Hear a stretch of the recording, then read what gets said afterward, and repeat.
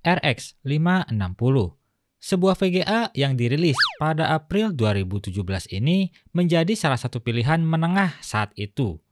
Karena si irit sang adik RX 550 dan si boros sang kakak RX 580 itu masih menjadi dilema bagi sebagian orang. Tapi RX 560 bisa jadi pilihan aman untuk diambil. Mau yang hemat VRAM 2 GB ada, atau gas langsung 4 GB juga ada. Untuk VGA yang saya pegang di sini adalah versi 2 GB ya, dari Sapphire Pulse.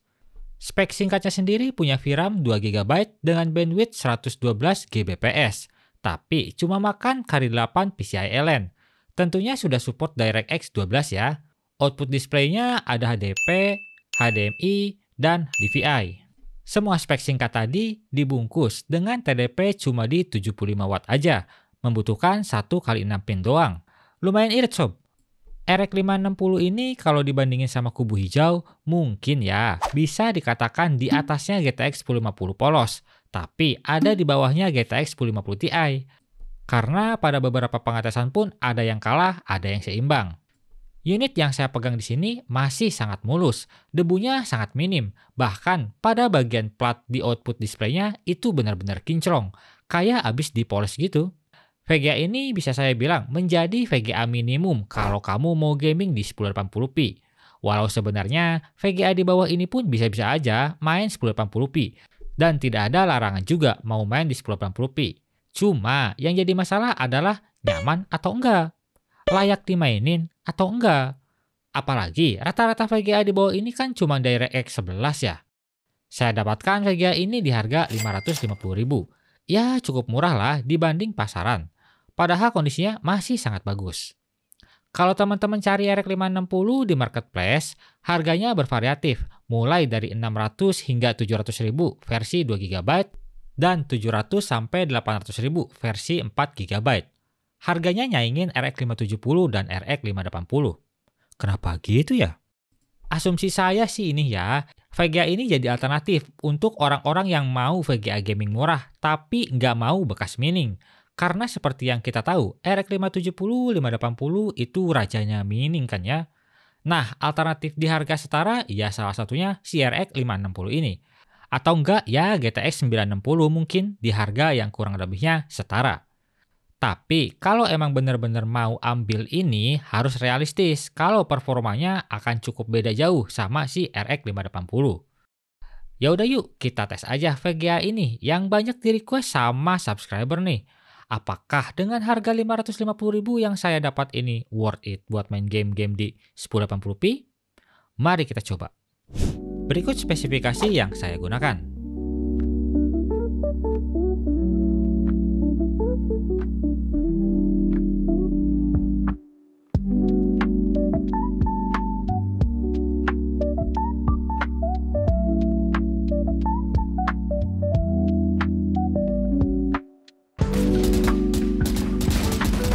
Return to dust.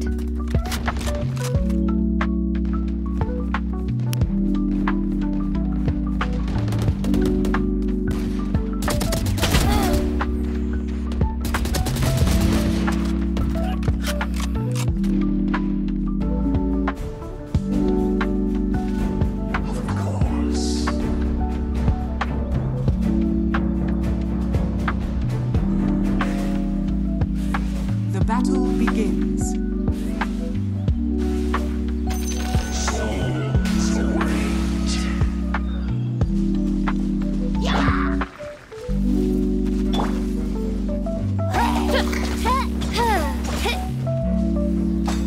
By royal.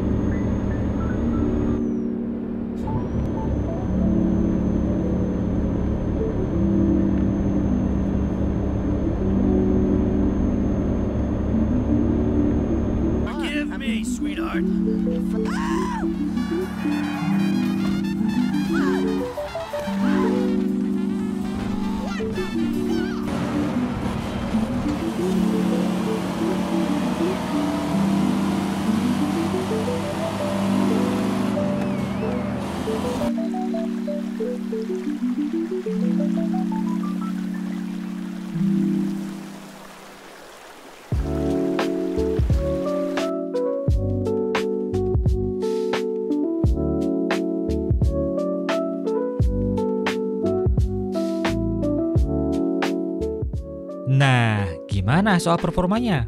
Lumayan banget kan ya? Ingat, ini 1080p loh, bukan 720p atau 900p yang biasa saya lakuin di VGA-VGA sebelumnya. Tapi ya, kamu harus mau kompensasi sama settingan grafik di beberapa game yang memang GPU bound. Terlebih juga ini VRAM-nya cuma 2GB doang, yang mana bener-bener sangat amat mepet kalau mau main di 1080p. Misal mau lebih aman lagi, pakai versi yang 4GB tuh, udah lanjai dah. Sebenarnya VGA ini masih ada yang jual dengan kondisi barunya loh, ada di harga kurang lebih 1,4 jutaan. Tapi ya, saya sangat sulit kasih rekomendasinya untuk VGA sekelas ini di harga segitu ya. Kecuali kamu orangnya pengen bener-bener barang baru, nggak mau ada secondnya alias nggak mau ada part bekas di rakitan PC-mu. Ya monggo, silahkan. Kesimpulan saya untuk VGA ini adalah cakep tapi cukup aja. Kayak VGA ini tuh performanya untuk 900p atau 1080p seperti yang dites tadi. Tapi semua balik lagi di harga berapa kamu dapatkan dan kondisinya juga seperti apa. Kalau kamu dapat di bawah 600.000 kayak saya, itu sih udah jos gandos ya. Masalah dukungan driver juga masih aman-aman aja kok. Pakai driver yang sama kayak RX 570, 580. Jadi nggak terlalu khawatir lah soal driver yang terlalu jadul. VGA ini akan saya jual seharga saya membelinya. Untuk yang berminat linknya ada di deskripsi. Tapi saya ingatkan sekali lagi, membeli barang bekas harus siap menerima resiko yang ada ya. Like video ini kalau kalian suka, nggak usah di-like juga nggak apa-apa. Tapi minimal tinggalkan jejak kalian di kolom komentar tentang VGA ini sob.